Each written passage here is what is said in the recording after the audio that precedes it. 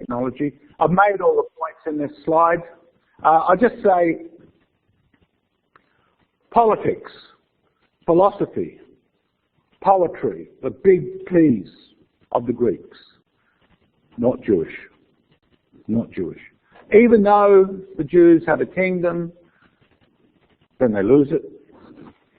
Even though they have a wisdom tradition, the Book of Solomon, for example, in the Book of Job, ultimately what they're valuing is very different.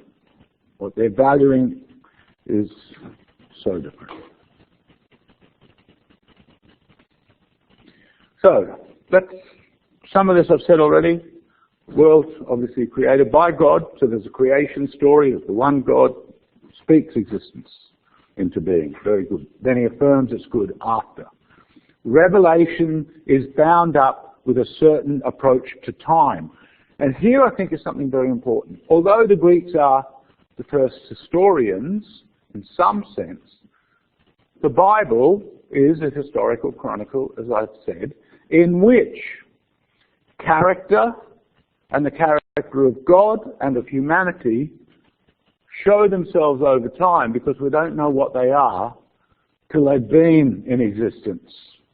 That is a very different way. Another way of putting this, I think the idea of the plan is a very Greek idea. And you recall me saying, I gave that example of, from Rosenstock Hussey, where Plato, in one line in the Republic, talks about Apollo being in the center of the universe and able to see everything. That's the planning idea. This idea is which story, action are revealed over time. God sends his prophets and has a covenant to deal. Of course, Moses is the greatest prophet. He leads the people out of Egypt. He brings down the laws from God, and he sees the misbehavior of the Jews, the sin of the Jews, in a sense. And in some ways, I think that's really so indicative. And this was a point I wanted to make earlier, and I sort of sidetracked off it, when I was talking about ethics and righteousness.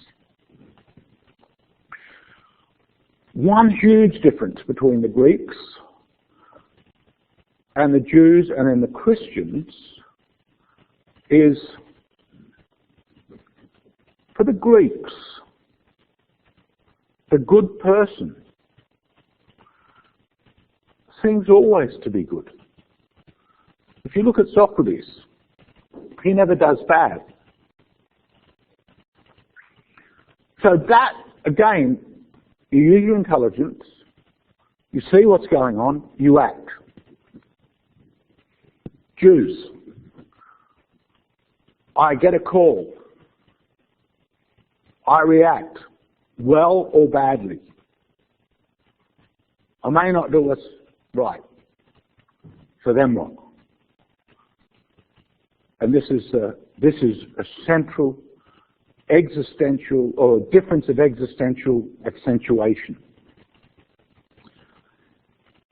The Jews recognize fallibility and error as intrinsic to the woof and warp of life. The philosophers are always recognizing what's right. They distinguish between right and wrong. But what do you do with what's wrong? David, King David, the king of the Jews, is a perfect example of that.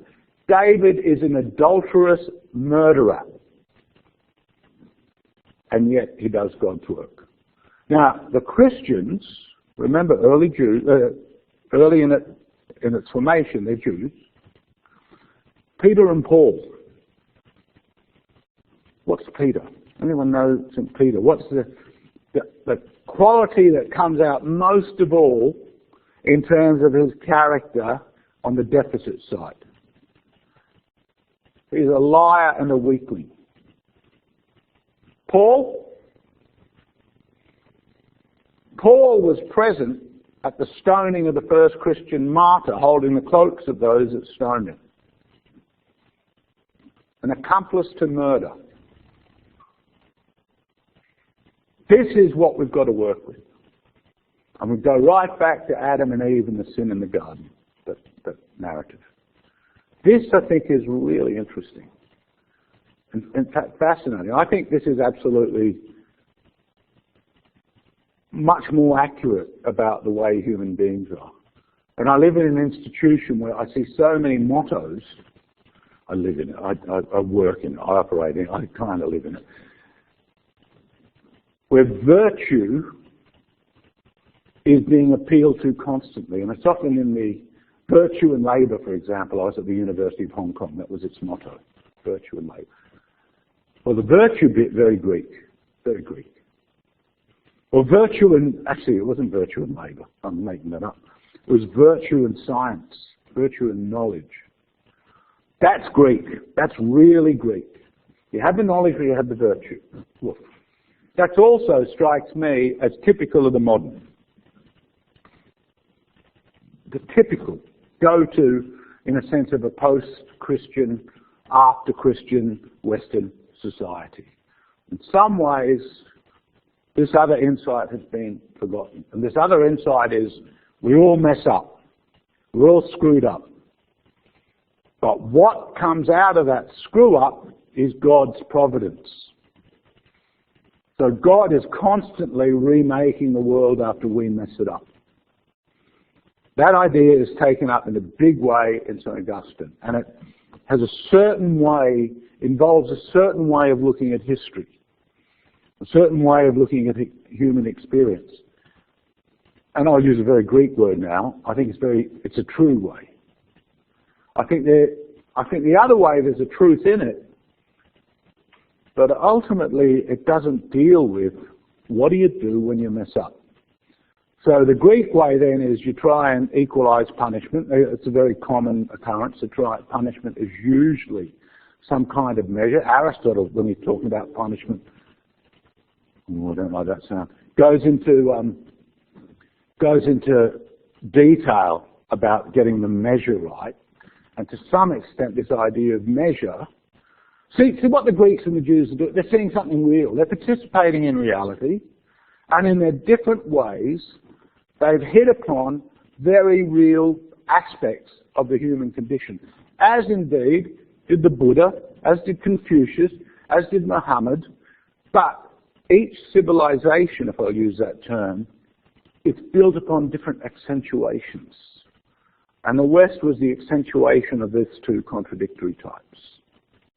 And it was geographical, why you'd have that influx into it. You know, the Roman Empire, Judea in the Roman Empire. You have ideas of tribes. You have ideas of empire itself. You had ideas coming from the Jews. I'm using the word idea now, not in the strict Platonic sense, but narrative stories, ways of being. And tribes, empires. There's one other I wanted to think of. And you had the Greeks. So you had tribes, empires, Jews and Greeks. Rosenstock-Huessy, this thinker I really like, calls them the four listening posts of the ancient world. I think that's really interesting. So it's that fusion, it's that mixture that creates a certain kind of potency. But that potency, it's not like it occurs all at once. It takes time. It develops over time. Greek thinking will slowly enter into the Christian tradition. So you certainly see ideas of empire and ideas about tribe and within the Jewish experience coming into work in the Bible, in operation in the Bible. So the Torah, it's the law, the Ten Commandments, the chosen people, the elect. The commandment, going again, it's Old Testament. Love thy neighbour. Love thy neighbour. Well, that's very different. There's nothing quite like that amongst the Greeks. You know, it's not the same. Because this is a passionate response. This is a requirement, not easy to do.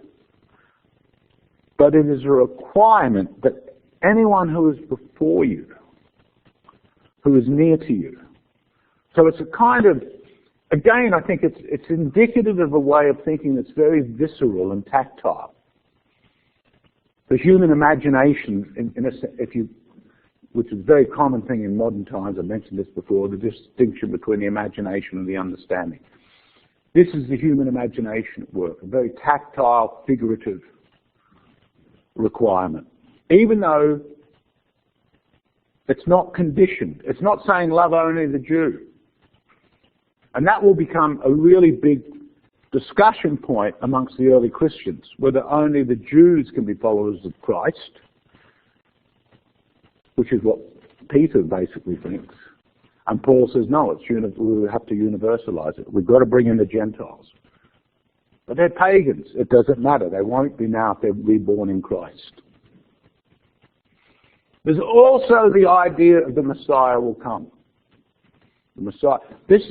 So when Jesus has people calling himself the Messiah, and he says, you say who I am, the traditional Jews, they go, hang on, you can't be the Messiah. The world's still a shithole. That wouldn't be the case. The lion would be laying down with the lamb. It'd be nice here on earth. Instead, it was still horrible, and we've got those nasty, pasty Romans doing horrible things, and indeed they even crucified him. It's a very different way. So you know what the Christians do? The doctrine of the Christians, the Messiah will come again at the end of times. So you can see the pattern of thinking is very bound up with the whole frame of existence that your teachings and your culture have prepared you for, but you're having a revolution. You're overturning things, but you're still overturning things within a certain set of parameters. And there will be a day of judgment. This idea of a day of judgment will work itself into, seep from the Christian tradition to very post-Christian and in some ways anti-Christian traditions, more modern traditions like Marxism. But you judge the world. And that's, in a sense, what's called eschatology. Nietzsche and Marx, when we talk about them much later, I don't think they could have come out of any other tradition but a tradition that had this eschatology, and ultimately that comes out of the Jewish experience and the Jewish way of seeing things and making sense of the world, and it's taken over by the Christians and retained, of course, by the Jews. So Jesus is born a Jew, is claimed Messiah, King of the Jews. It's very interesting too. Here's another very interesting point about Jesus. If you think of the ideal types, the higher types of the ancient world, let's look at the Greeks. High types: poet, general, political figure, political leader. Philosophers put themselves up there. If you look at the Jews, the priest, the legislator, Jesus is not any of those things. In a sense, it's a completely new type. And then there's something else that I think is really interesting. You see, the Muslims will say Jesus is just a prophet.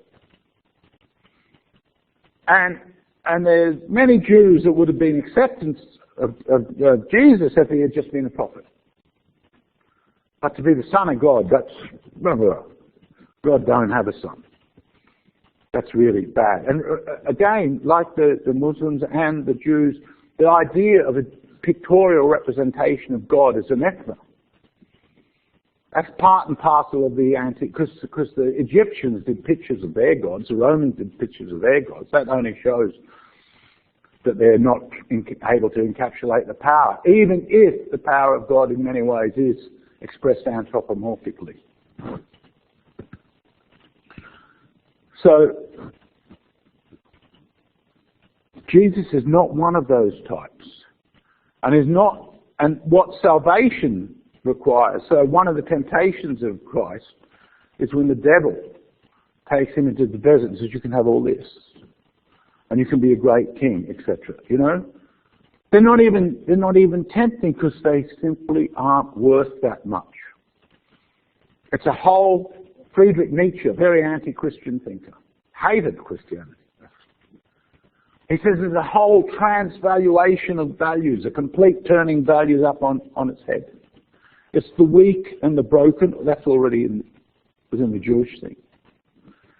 But all the Roman virtues, all the Greek virtues are pushed aside. Anything, and as the Christian tradition develops, any kind of wisdom that you may have is always predicated upon the faith that you must have. That'll only get you so far. So again, we talk about Aristotle, his importance in the scholastic tradition. They recognize he was a great genius. Or I'll give you a better example. Dante's Divine Comedy, the greatest poem of Christendom, and one of the greatest poems of all time. The only poet I would put on the same level of such a cosmic scale vision is actually the Sufi poet, Rumi, Persian poet, great, amazing poet, who I only read in translation, of course. But Dante, in Dante, he goes into hell, he goes through purgatory, and he goes into heaven. So it's a triadic distinction. Early in Christianity, something like purgatory doesn't exist. That becomes part and parcel of the church. And at one point, Dante sees the great philosophers, including Aristotle. And you remember me saying that Aristotle was considered to be the philosopher in the scholastic world, the philosopher. And Aristotle's in hell. He's not in a bad part of hell. He's in a part of hell that's just, there's a sense of unfulfillment. Contentment, leisure, talk, but there's something missing. And what Dante is getting at is that tradition could not produce this idea of redemption. It just lacked something. It lacked it. So Jesus is a new type, all or nothing, and that was the point I was going to make earlier. It was not particularly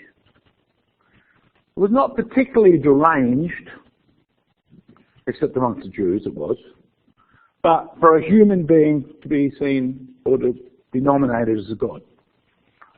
Do you know one tradition where that was beginning to occur, which it had beginning to occur amongst the Roman emperors? And that would continue. So the Roman emperor might be divinized.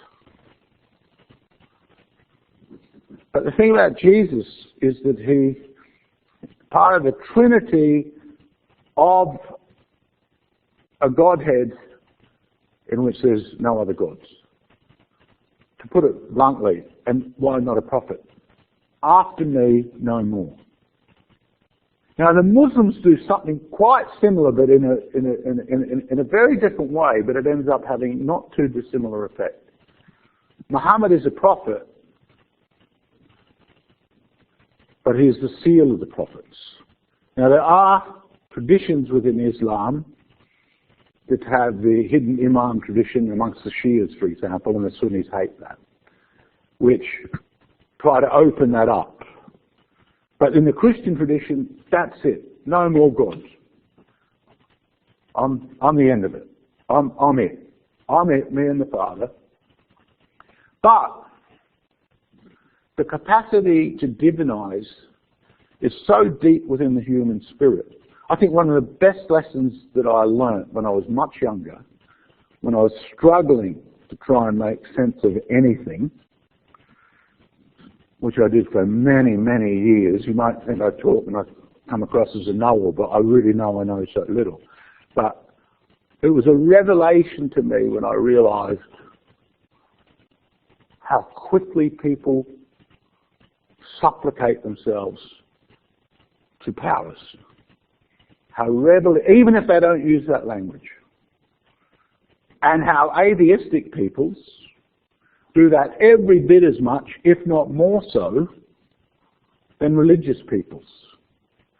And two big examples are Hitler, Stalin. The cult of the personality which so dominates the totalitarian politics of the 20th century is really tapping in to the same psychological aspect of human existence that all religious founders tapped into.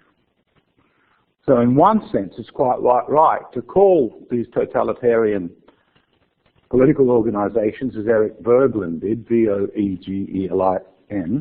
V-O-E-G-E-L-I-N, a very interesting political scientist stroke philosopher, wrote a book on political religion. I think there's something really in that. Okay. He was crucified by the Romans. Now, this other thing about Christianity, and this is part of what Nietzsche would say, and he's quite right to do so, is that all the things that shouldn't happen to a God aren't, in the Christian tradition, seen as negating the divinity of Jesus, but actually confirm it. Again, if you compare that with Islam, that's very interesting. Within Islam, the story is that Jesus was a prophet, but because he was a prophet, he couldn't have died on the cross. Someone else died on the cross. That wasn't Jesus that died on the cross. There's a fundamental, which is indicative of very deep divisions between the Christian and Muslim tradition.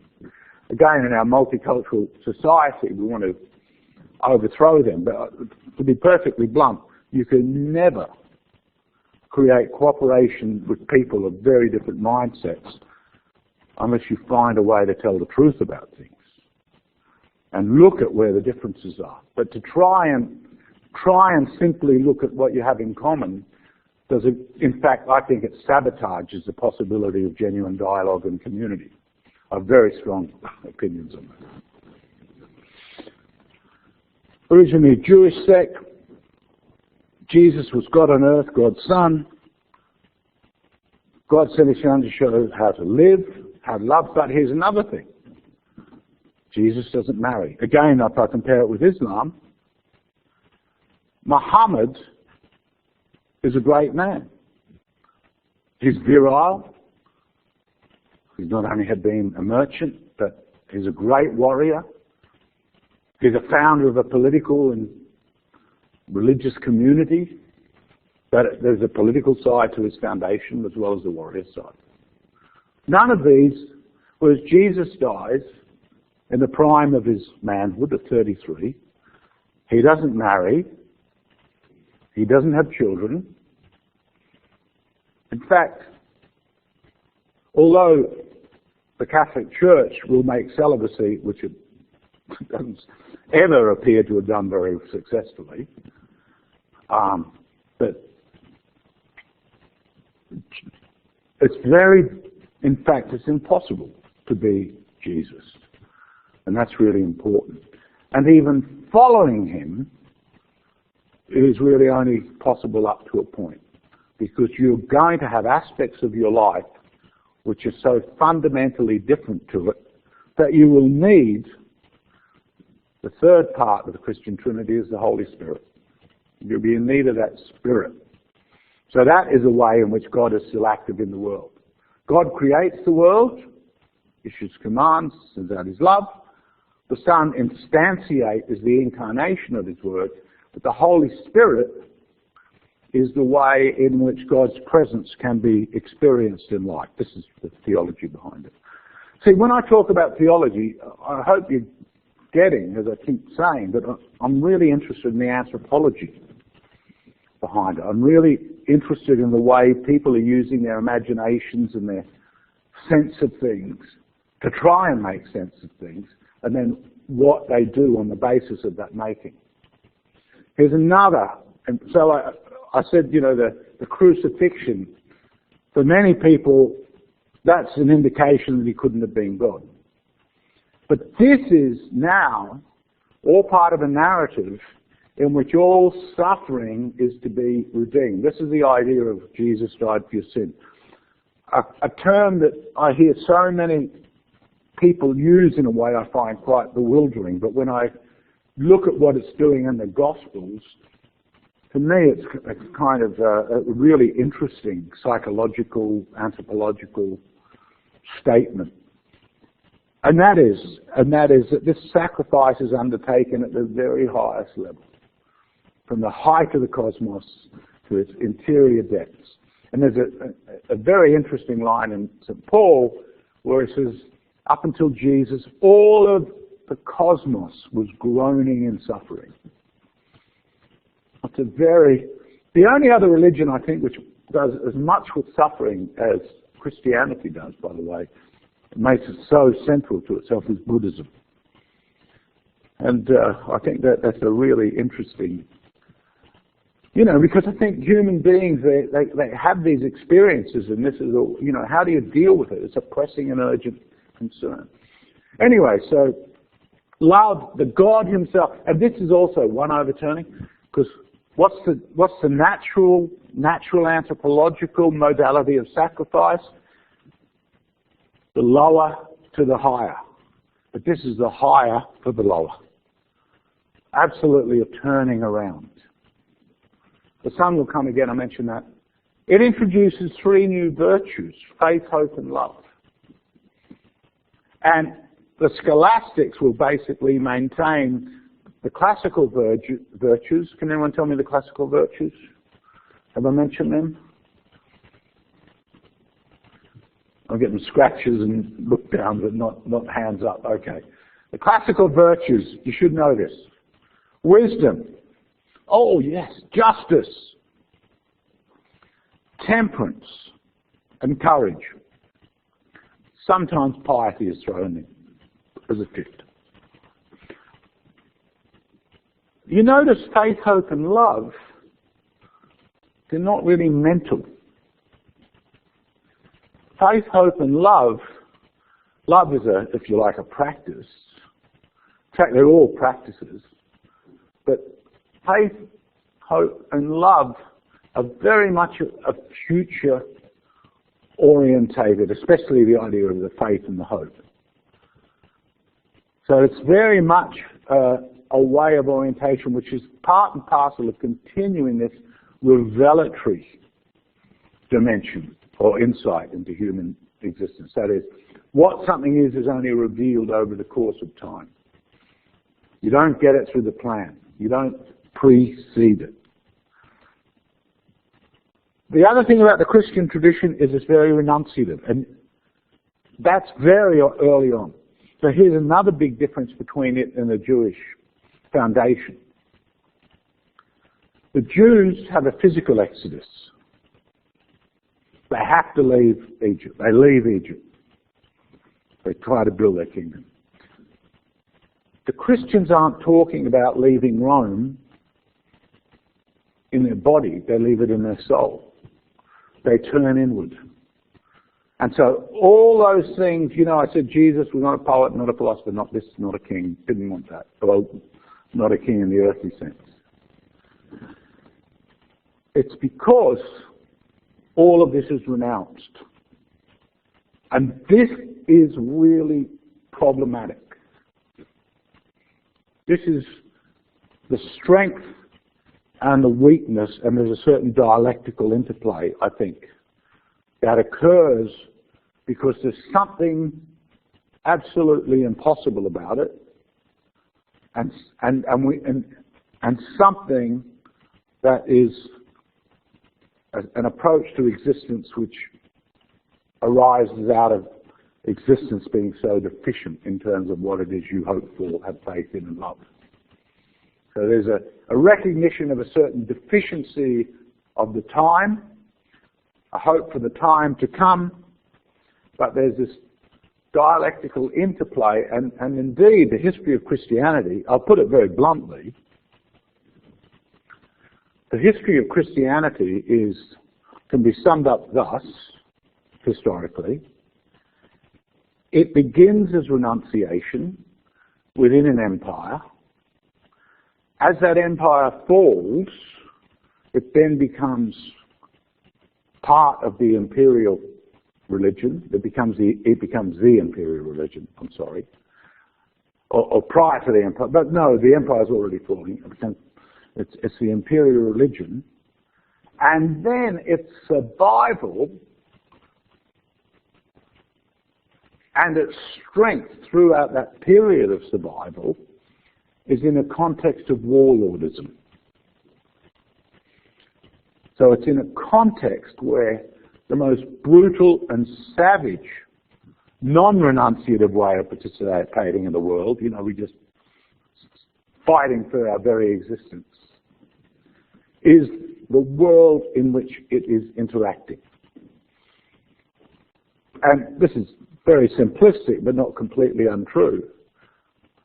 If I'm to use the words of the Enlightened thinkers who see the history of Christianity as hypocrisy and superstition, a large part of the hypocrisy of the church comes out of that very contradiction between being renunciative, but in a world really that the closest you can get to any kind of renunciation is a retreat in a monastic life. But as the greater powers are predicated upon the same God that you serve, the church will play a huge role in the very perpetuation of power. So and we'll talk about that in more detail, but you can see that dialectic, that contradiction, if you will. And of course there would be a struggle between the new faith in Jesus and the older Jewish tradition. And it's also an apocalyptic tradition. The early Christians really thought the end was nigh.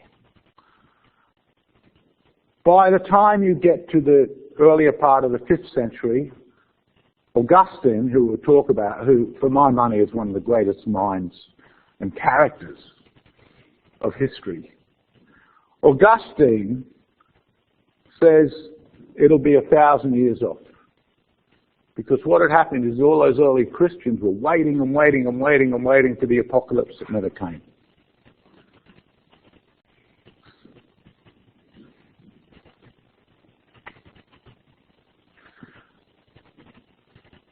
Christianity took off amazingly quickly. In fact, here's the thing. Well, I'll say two things. I do not think for a moment the world would be anything like it is if you took Jesus Christ and his followers out of the mix. I don't think you would have had the dynamic that enabled modernity. Modernity's got lots of good things and there's a bad side to it, like everything. But I don't think that it could. I just do not think it could have happened. Maybe that will become clearer throughout the course why I think that. But I think there was something really weird in that concoction that made the trajectory of Christendom unique. Unique doesn't necessarily mean better or great or whatever, but it is what it is. It sets up a whole set of contradictory roles and reciprocal relations which create a very complex configuration, which is the precondition for the great political events of such revolutionary magnitude that they lead to the modern condition. I don't think there was ever, it's beyond anyone's intention. No one intended that. What was intrinsic to it, its development, was how appealing it was to the group that was most neglected in the society. So, the Jewish religion was there, but that was just for the Jews. Rome is a slave society, and it was amongst the slaves and the women that it would take. So it takes hold in the household. Why in the household? And the answer to that is essentially because within the household, the relationship between master and servant is inevitably quite close. You might have a cruel and horrible master, mistress, but you had plenty that weren't. And they're working side by side very often. Maybe they're just being waited on, but they see something, and they see a change. And they see a certain disposition amongst people that have been without hope. And now, you know, the New Testament is the good news. They've got good news. They've got something to live for. And I don't think this is disconnected from this, that Rome was spiritually messed up. It didn't have direction. Yeah, you had some philosophers and you had some poets. But in the main, the cruelty of the Romans, their internal fighting, which was, by the time the Christians came along, which was severe. Now, Augustus, who was emperor at the time of the birth of Jesus, had helped create what becomes called a Pax Romana. But that only really kind of makes sense. That only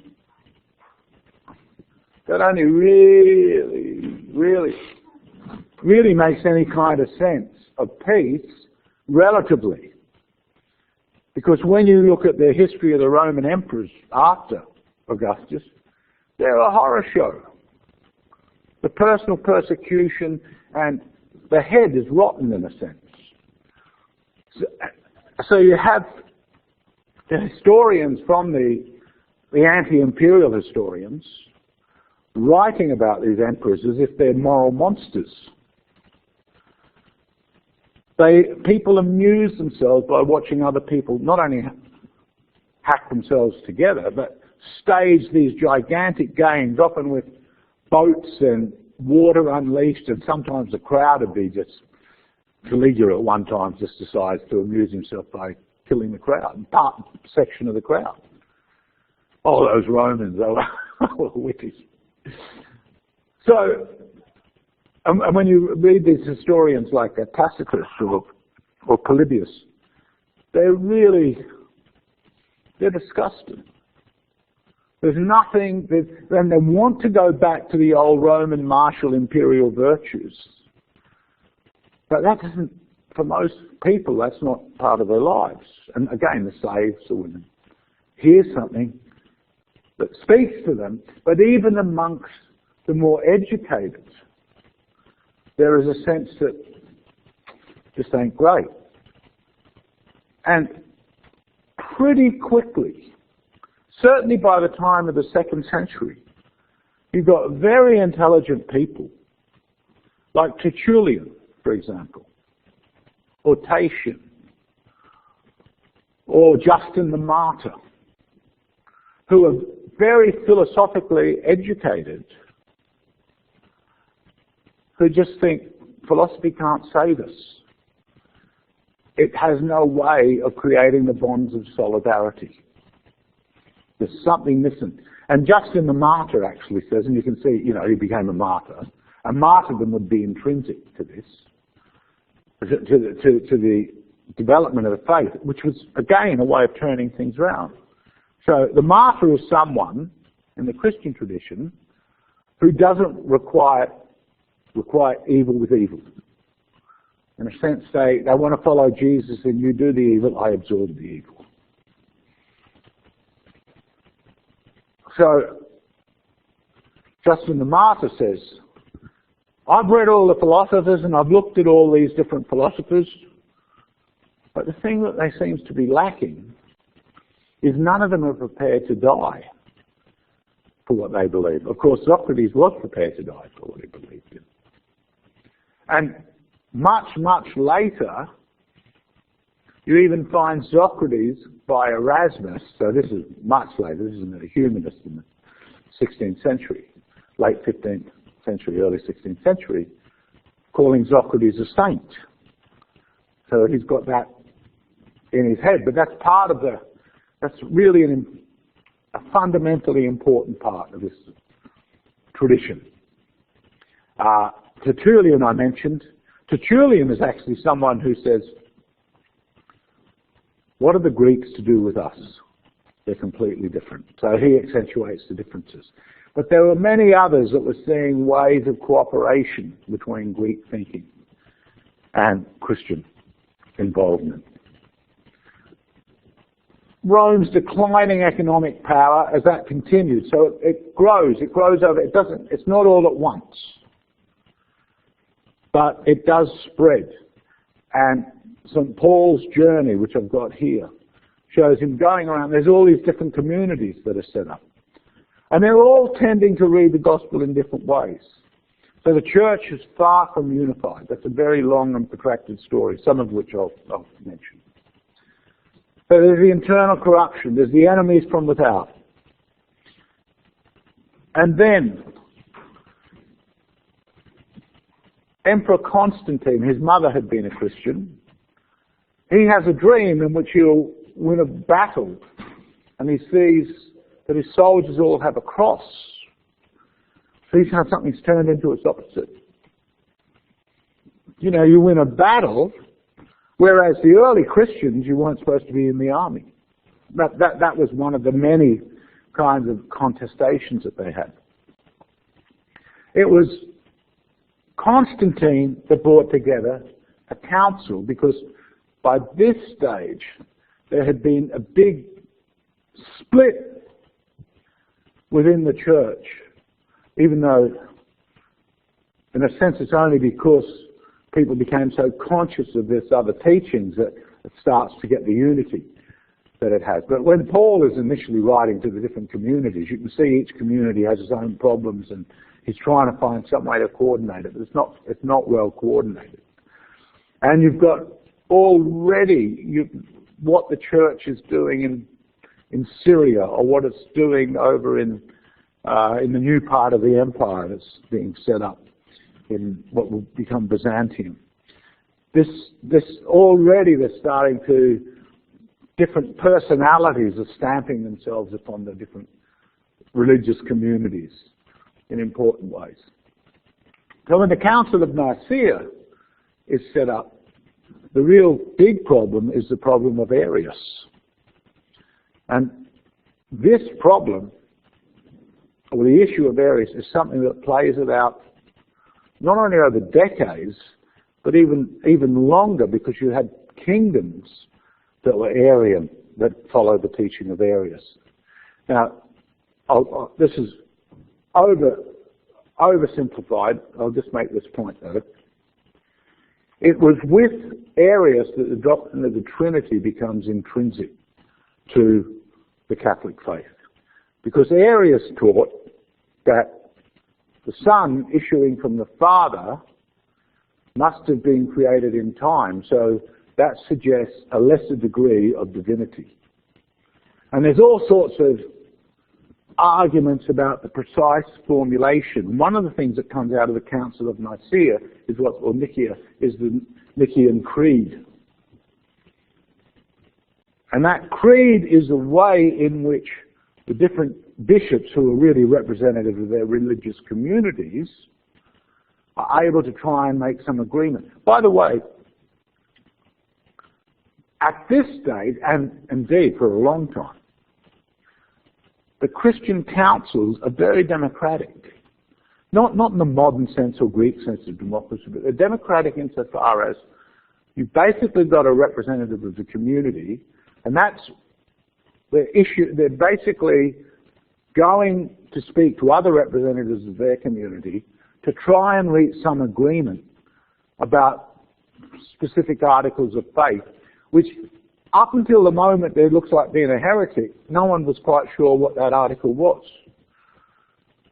So what Arius is saying forces these representatives and these communities themselves to consider, is that what we're really doing?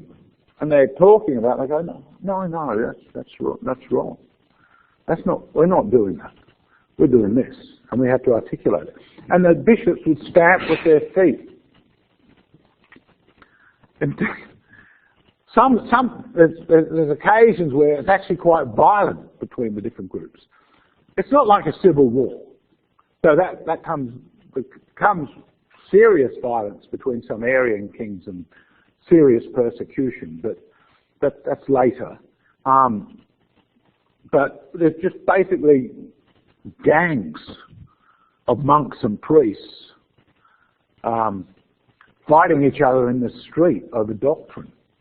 It's fascinating. It would not become, I mean, it's a long story it becomes the official religion after Constantine, which ultimately means that you can't have other gods. But then there is this ongoing fight. The emperors, originally Constantine was quite happy to support the anti-Arian lot, but one of his sons, maybe two of them, I can't recall exactly, but the imperial order generally later tended to support the followers of Arius. But there's this, and this character, Athanasius, I do that all the time. Athanasius is really an interesting character. In fact, these guys are they're amazing. It doesn't matter if you like what they believe or not. Just as personalities and as people of ferocious determination prepared to suffer for what they believe in and the conflicts they're involved in. They're extraordinary. Okay. I'll just speak back a bit to St. Paul, because I do want to bring out a few things about St. Paul and the letters to the Romans, and I've suggested you read this, because I think it puts into, letters to the Romans, if you're not familiar with the Bible, it's a nice book to get you to see the anthropology and the politics and the context of it. Nice book, that sounds terrible, but it's very interesting. So the fact you never knew Jesus is, I think, really important. Why is that important? Because if you have to know your founder, then you ain't going to get very far. You always need someone from the next generation to carry on what's been founded. He was a zealot. He has this road to Damascus experience. The church itself, as opposed to the core of the faith, but the church itself is an organization, owes more to Paul than any living person. Although it would be Peter that Jesus says, "You are Peter, and you are the rock upon which I'll build this church." But really, it's Paul that is so decisive in, as I said, writing to the other communities, visiting the other communities. Both he and Peter would be martyred in Rome. He's also really the first theologian. You really get arguments. Jesus doesn't really argue. He chastises, but he speaks in parable. In Paul, there's another degree of abstraction. And in fact, it's very interesting in the book of Acts. Paul actually speaks to a group of philosophers. And that is so fascinating if you're interested in the history of he speaks to the Stoics and the Epicureans. They think he's bat mad, he's just completely crazy. And the idea of the resurrection they think is insane. So, another thing, there's a formulation of Tertullian, which I think is also an interesting aspect of the Christian. And that is, Tertullian says, "I believe because it is absurd." So we're not speaking about, in a lot of cases, at least at the theological elite, we're not speaking about people who are dumb. Some of them, as they developed, like St. Jerome, was a multilinguist. Very, very gifted, very intelligent. As I said, Tertullian, or I might have said, he was an orator and a lawyer. So and Paul comes across as a very fine mind, but at this stage, so once you've got theology, you can start to see how Greek ideas will start to infiltrate. And it has been said that it's definite that Paul has been philosophical of ideas have entered into his head, and as we know, he debated with the philosophers. But he says, be wary of philosophers. So there's still at that stage a suspicion towards philosophers. I'll make this the last point. I mentioned that. Was it to be... let me run through quickly letters to Romans. It's not a difficult book, but big issue is it just for the Jews or not? He argues against St. Peter. He says it must be universal. We need to show, though, that there are core differences with the Jews. At the same time, they're trying to win over. Originally, and for someone like Peter, Jesus is just a continuation of the Jewish tradition, and this is what the Jews just recognize this. But Paul recognizes that's too big an ask, and he sees the Christian is like the fool. You've got the wisdom of the Greeks and you've got the law of the Jews, and we're just something else again. Because ultimately what Jesus does is he takes all the law and he collapses it just into the law of loving God and the neighbour. Now that too is something I think that's very different from Islam and very different from Judaism. Though Catholicism in a sense you could say it's an advantage, you could say it's a disadvantage. The Catholic Church in many ways will rectify this move. But whether it should be rectified or not is another thing. But the thing is, if you've just got that gives you a lot of plasticity in how you operate. You're not over-encumbered with what to do in any specific situation. Where if you look at the Hadith or the Quran, you will see that the whole point of the community being organized around the Word of God is that you need very strict directives about what to do in the given circumstances. And I think in part it's because Christianity is a very open revelation. Whether it's good or bad, but it is an open revelation. You could say it ultimately it's its undoing, but it's a very open revelation. And there's one place where Augustine even says, look, if you love God and love your neighbour, you don't even need the Bible. You don't need it. If you're loving God, then you're doing it. A lot of the book of Romans is about the precise law, Jewish law, and that is circumcision. And what Paul does, I think, is typical of this new mindset, soul set, in which circumcision then is no longer treated as it was, that is, as a physical act that is emblematic, or it's a ritual that is emblematic of the relationship that you have with God and the requirement, and you're an illustration of you fulfilling the law. He speaks of circumcision as if it was purely a spiritual act. So the physical act no longer matters. It's the cutting of the self in a way. It's a refashioning of the soul. So, and that's why for Paul, it's the spiritual body that is important. And that is something that also is suggestive of a Greek influence in there.